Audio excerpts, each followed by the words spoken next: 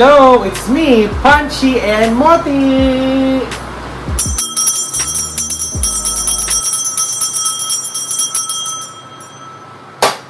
Alright, so today magre-review tayo nito. Turun! Ito yung IKEA Chili Strand Hanging Planter. Indoor-outdoor black, 12 centimeters, 690 pesos.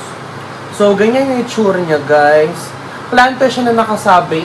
Ganun. And I'm gonna put the link sa description box down below kung saan nyo siya mabibili. So yes, i-review na natin to and check natin kung maganda ba siya. Let's go! Hello! So ito na siya. Ito na IKEA Chili Strand.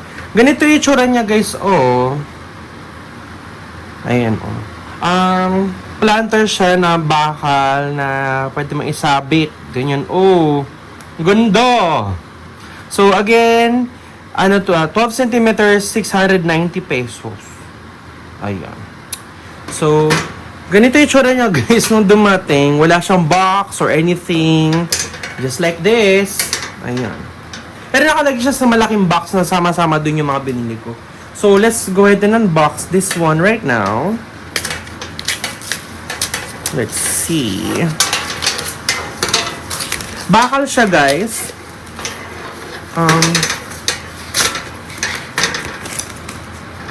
Ay, kailangan ko yata ng gunting. Am I right? Wala akong gunting. Parang masusugat yata ako dito sa nail cutter, guys. Wait nga lang. Give me 1 second right now. Alam ko madali siyang unbox. Kailangan pala ng gunting. So, very straightforward. But, very difficult to, gunting. Grabe naman. Okay. Okay.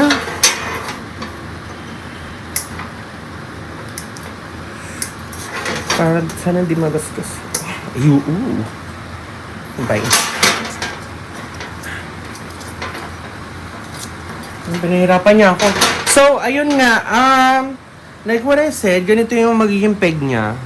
Ayan. So, we have 2 parts here.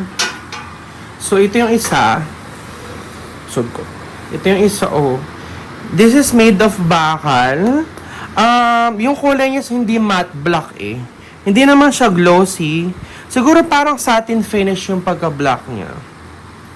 So, 1, 2, lagpas 2 dangkal. And then, ito na yung mismong planter.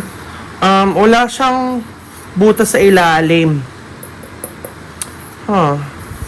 Ma-overwater ko yata halaman ko ito. So, ganito yung tsura niya. 1, 2, lagpas 2 dangkal. And then, almost 1 dangkal yung ganyang width. And this one, ito, less than 1 dangkal. Ayan. Ayan yung tsura niya. Ox naman. Pag sinabit natin, ganyan siya. Ganyan tsura. Kita nyo ba? Ganyan. So, gagawin ko, doon natin siya sasabit sa may bandang Haverud. And, I will try. Ay, masyado na siyang mababa kapag kasama itong bakal. So, tanggalin yung bakal. At dito natin siya lalagay. Ay, yan. Ganyan yung tsura. Let's see. Let me see sa camera.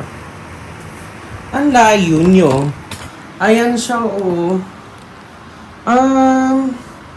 It's cute, ha? It's giving right now. Let's put a plant there.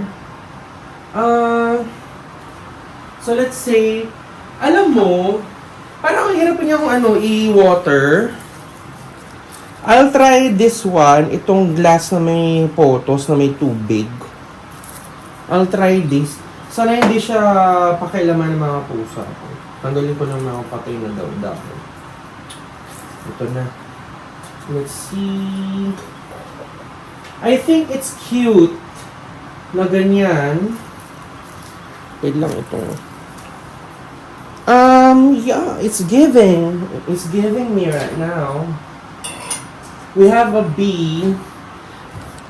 Sa IKEA rin to eh. Gusto to ng ano po sa kong si Lottie. Itong B. Yeah.